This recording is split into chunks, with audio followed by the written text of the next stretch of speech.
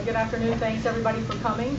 It's my pleasure to be here with four people I've known for a very long time who've always had a reputation for speaking their minds, and that's what they're going to do here today. Lou Blessing, who I think everybody in the room knows, Reverend Cavanis, who's a minister from Cleveland, Senator Fedor, who you also know, and John O'Grady, who's a Franklin County Commissioner. I think it's worth noting that everybody who is up here with me has friends and supporters on both sides of this issue. Every one of them has been lobbied heavily by both sides, and they all did their homework and concluded to join the no team because they believe that issue 3 is a terrible deal for Ohio and for the taxpayers. Some of the people who are up here with me don't want to see gambling expanded, and they don't like the social cost of gambling. Other people want to see full-blown casinos in Ohio, but they think this is bad economic development and it shortchanges the state. Under this plan, these casinos would pay a much lower tax rate than almost every other state that allows casinos. It would be much less than Pennsylvania, much less than Indiana. We already knew that, but Representative Blessing is here to tell us about a gaping loophole in this proposal that makes the impact on the state treasury even more ridiculous than it is on its face. So what we're going to do is we're going to hear from these folks individually in alphabetical order. And when they're all done, we'll take questions, and if these folks can't answer your questions, and I can't answer your questions, I'll get you answers down the road. So thanks very much. Lou, you're going to get us started. Thank you, Sandy. This gets to be complex at times, but we want to bring clarity here, which is unusual in the sense that opponents to constitutional amendments usually want to confuse it. We're so certain of our position, we want to clarify.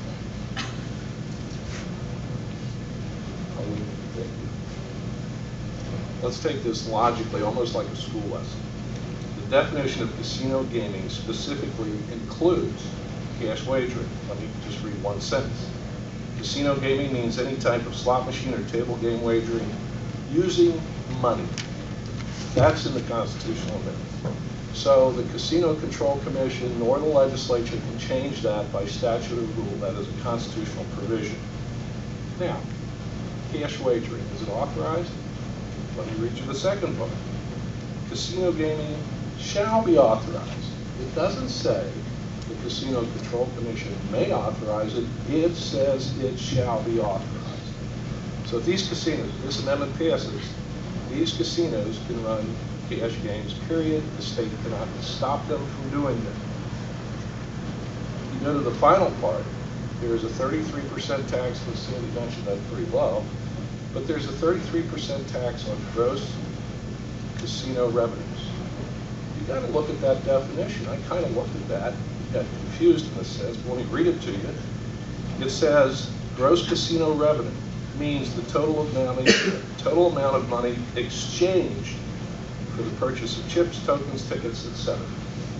If nothing is exchanged, there's no taxable event under their definition. Now, I did a little bit of research, wondered why they would put a definition in there like that.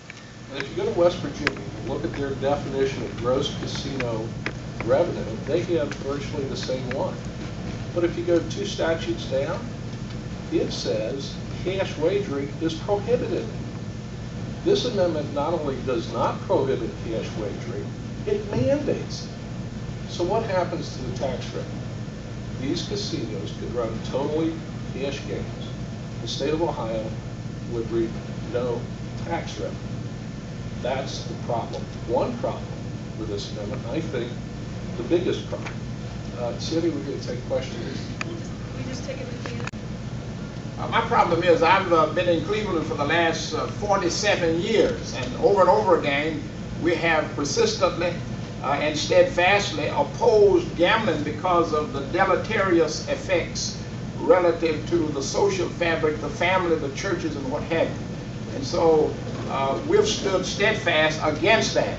And while I'm sophisticated enough to know that if gambling is all around our state and people are migrating and going to other places, that ultimately there might be some opportunity for an economic stimulus in our community. So while I vociferously oppose gambling per se, I want to be crystal clear that if ever it does come, it needs to come in a better form than this one has.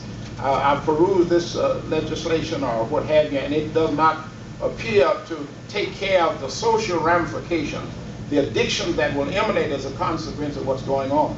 And so what we need to do, if we're ever going to have that, is to make sure that there will be adequate law enforcement, that there will be adequate support systems for people who become addicted and really fall off the wagon with regard to what is moral and what is good. Thank you. The November ballot is not a good proposal for Ohioans, and we need to think about that.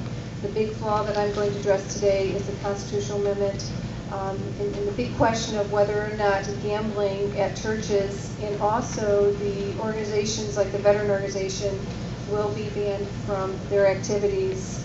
The Roman Catholic Church and the veteran organizations generate millions of dollars in revenues, and it goes towards great causes. They'll help veterans' homes. They give the monies toward organizations in our community. And in the Cincinnati Enquirer, Tom Smith, the public policy director with the Ohio Council of Churches, said the proposed casino issue would ban all forms of gambling by churches and charitable foundations, except for bingo and the lottery.